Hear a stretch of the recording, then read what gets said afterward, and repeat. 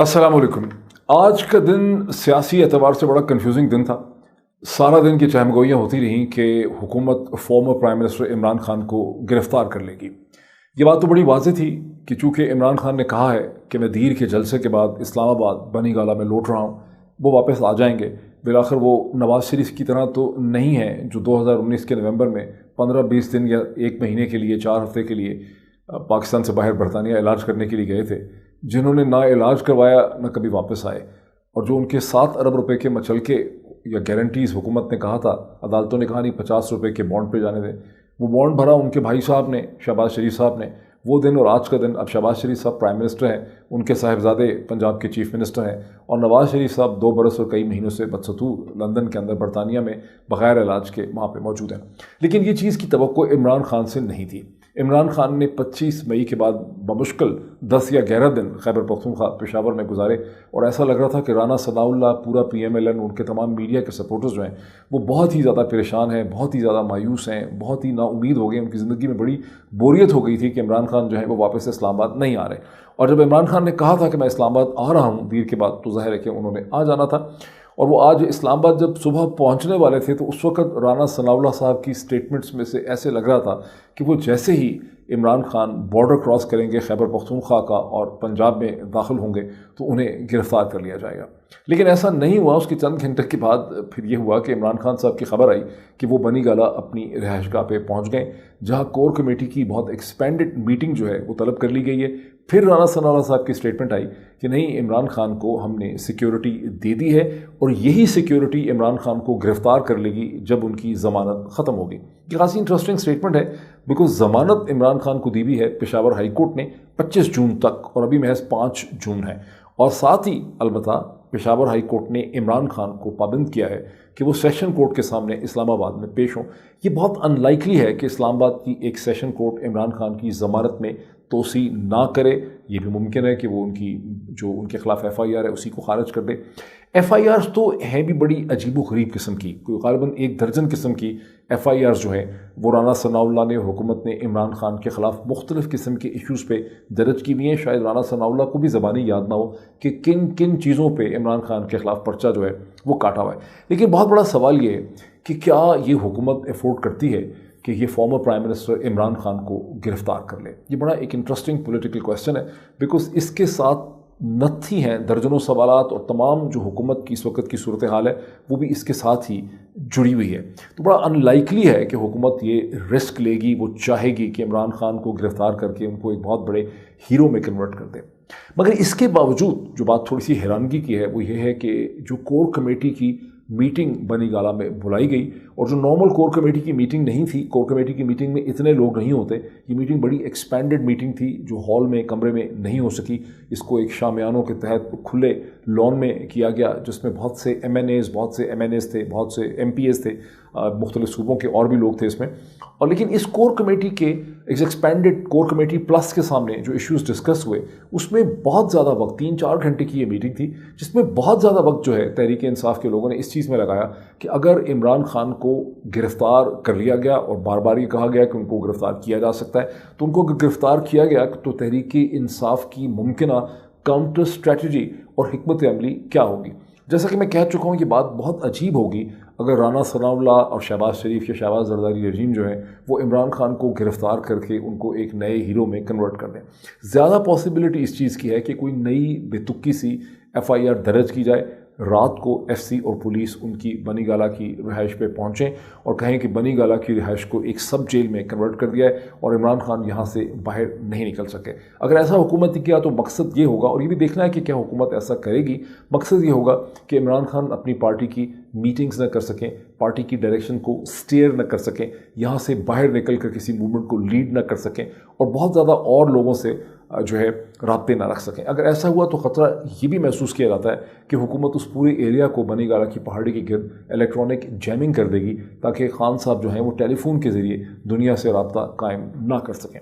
लेकिन अगर हुकूमत ने ऐसा किया तो भी तहरीक इंसाफ के वकला जो हैं अदालतों को रुख करेंगे, और ये बड़ा मुश्किल होगा कि अदालतें इस किस्म की किसी नज़रबंदी में, जिसमें पाकिस्तान का फॉर्मर प्राइम मिनिस्टर जो है वो दुनिया से कम्युनिकेशन ना कर सके, या उसे मुक़य्यद कर दिया जाए, उसे बंद कर दिया जाए, उन वेरी फिक्टिशियस چارجز جس میں کسی قسم کا سبسٹنس نہیں ہے اسے عدالتیں زیادہ دیر تک سسٹین نہیں کریں گی، اور اگر عدالتیں سسٹین نہیں کریں گی تو بھی عمران خان جو ہے ان کی پارٹی ہیرو لگے گی.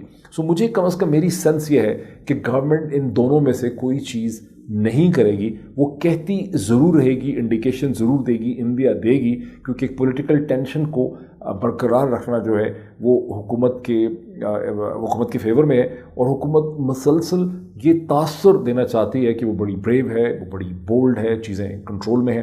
لیکن حقیقت یہ ہے، میری سینس یہ ہے کہ گزشتہ 8-9 ہفتوں میں جو کچھ ہوا ہے اس سے جن امیدوں پہ، توقعات پہ، جن اسمپشنز کے اوپر اس حکومت کو لایا گیا تھا، یہ آئے تھے اور ان کو لانے والے ان کو لے کر آئے تھے، اس میں سے اکثر اسمپشنز اور امیدیں جو ہیں وہ دم توڑ چکی ہیں، اور حکومت کی جو ایک ممکنہ جو ایک ایکسیپٹیبلٹی تھی وہ بالکل ایروڈ ہو چکی ہے. اور یہ پیٹرول بوم کے بعد، اور جس طرح سے مہنگائی اس وقت ہے، جس طرح سے بجلی کی کمی ہے، جس طرح سے ایندھن مہنگا ہے، ان تمام صورتحال میں حکومت اب خود بھی یہ سوچ رہی ہے کہ کیسے جلد از جلد، جتنی جلدی ممکن ہو، ایک اپنی مرضی کے انتخابات کروائے جا سکیں جو بڑے میسولی رگ ہوں، جنہیں مینیج کیا جا سکے الیکشن کمیشن کے تھرو، بیوروکریسی کے تھرو، بیوروکریٹک پلیسمنٹ کے ذریعے، اور مختلف ہیلوں بہانوں سے، جیسا کہ ہم گزشتہ کئی دنوں سے دیکھ رہے ہیں کہ ہزاروں لوگوں کے جو ڈیلیمیٹیشن ایکسرسائز کی گئی ہے اس کے نتیجے میں ہزاروں لوگوں کے جو پولنگ اسٹیشنز ہیں ان میں دفتن تبدیلی ہو گئی ہے.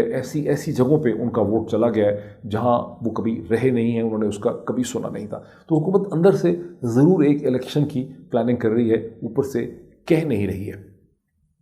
Under the circumstances former prime minister Imran Khan کا اصل چیلنج کیا ہے؟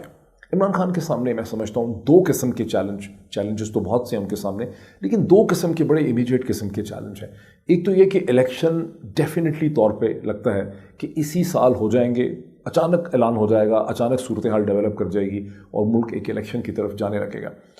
انڈر دی سرکمسٹانسز کیا تحریک انصاف ایسے الیکشنز کے لیے جو ہے پریپیئرڈ ہے؟ یہ صحیح ہے کہ ابھی تحریک انصاف نے آج کی کو کمیٹی میں یہ فیصلہ کیا. ایک تو یہ بات بھی اٹھائی کہ الیکشن کو حکومت رگ کرنا چاہے گی اور اس کی پیش بندی کیا ہے، لیکن ساتھ ہی یہ فیصلہ ہوا کہ پنجاب میں جو 20 سیٹوں کے اوپر جہاں سے تحریک انصاف کے منحرف اراکین جو ڈیفیکٹرز تھے، جنہیں عرف عام میں لوٹے کہا جاتا ہے، جو لوٹے وہاں سے جو ڈسکوالیفائی ہوئے ہیں، وہاں پر جو بائی الیکشنز ہوں گے، اور وہ بائی الیکشنز ہوں گے جولائی میں جا کے. This is also very important in mind کہ آپ یہ دیکھیں، ہم اس وقت 5 جون کو ہیں، الیکشن جولائی میں ہونے ہیں، اور جولائی تک بات جو ہے وہ چلی گئی ہے. تو بائی الیکشنز اگر جولائی میں ہوتے ہیں تو تحریک انصاف بھرپور طور پہ ان بائی الیکشنز میں حصہ لے گی. وہاں تحریک انصاف کے لیے چیلنج یہ ہوگا کہ جو لوگ ڈسکوالیفائی ہوئے ہیں وہ ہیں تو منحرف لوٹے ہیں. تحریک انصاف کا ان کے خلاف بہت بڑا ایک پاپولر نیریٹو بھی ہے، لیکن اپنی جگہ پہ ان میں سے اکثر لوگ جو ہیں ان کی اپنی کانسٹیٹوئنسیز بڑی بنی ہوئی ہیں، وہ بڑے مضبوط ہیں. تو تحریک انصاف کا ایک بہت بڑا چیلنج یہ ہوگا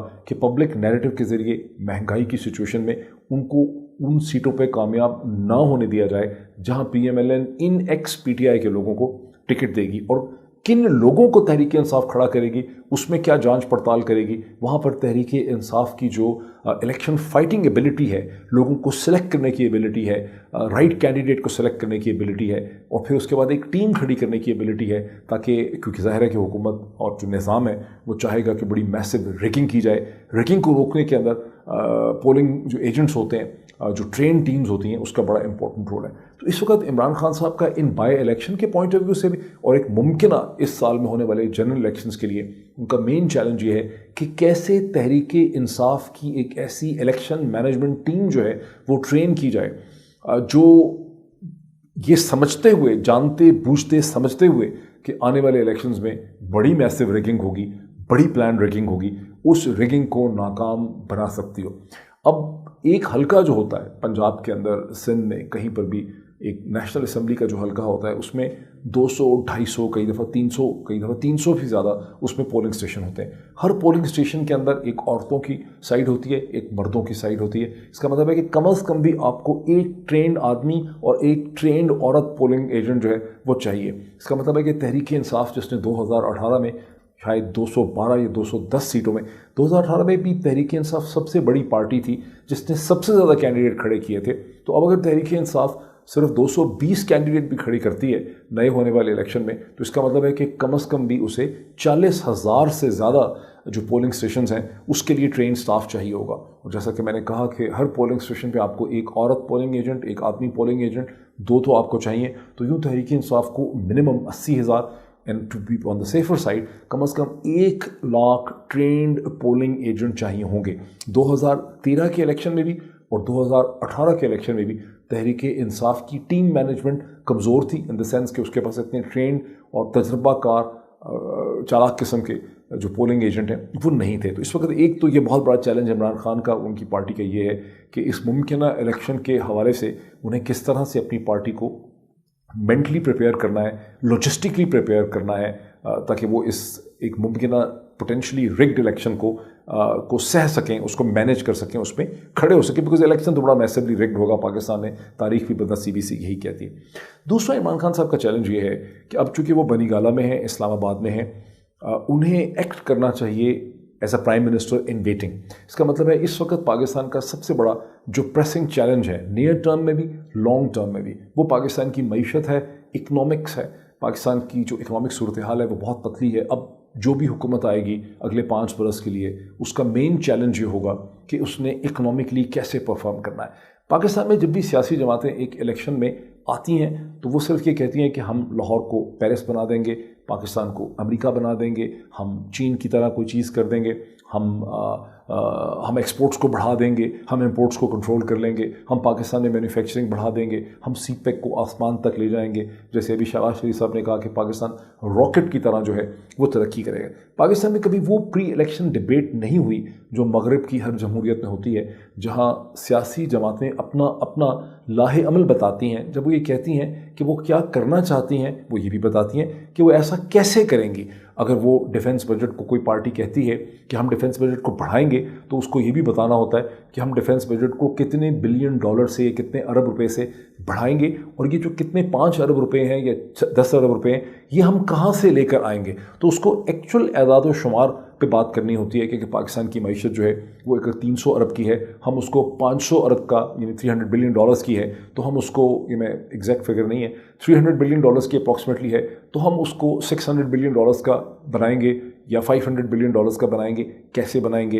अगर एक्सपोर्ट्स इस वक्त पाकिस्तान की 31-32 बिलियन डॉलर्स हैं, हम उसको 50 बिलियन डॉलर्स हैं, तो कैसे कन्वर्ट करेंगे। तो इस तरह से सियासी जमातों को अपना एक लाहे अमल देने की ज़रूरत है। चूँकि कभी किसी सियासी जमात ने दिया ही नहीं है। इमरान खान साहब को मुझे बहुत से लोगों ने कहा भी है, बिजनेसमैन ने, कि इमरान खान साहब को चाहिए कि वो एक इकनॉमिक एजेंडा, एक well thought out economic agenda जो है वो डिबेट करें, उस इकनॉमिक एजेंडे के सेंटर में वो आ जाएं। और उसका तरीका ये है कि वो पाकिस्तान की तमाम जो इकोनॉमिस्ट हैं, जो बिज़नेस कम्युनिटीज़ हैं, जो ट्रेडिंग कम्युनिटीज़ हैं, उनसे मिलें, उनको बुलाएं। जो आता है, जो हुकूमत के हमारे खौफ नहीं आता, वो नहीं आएगा।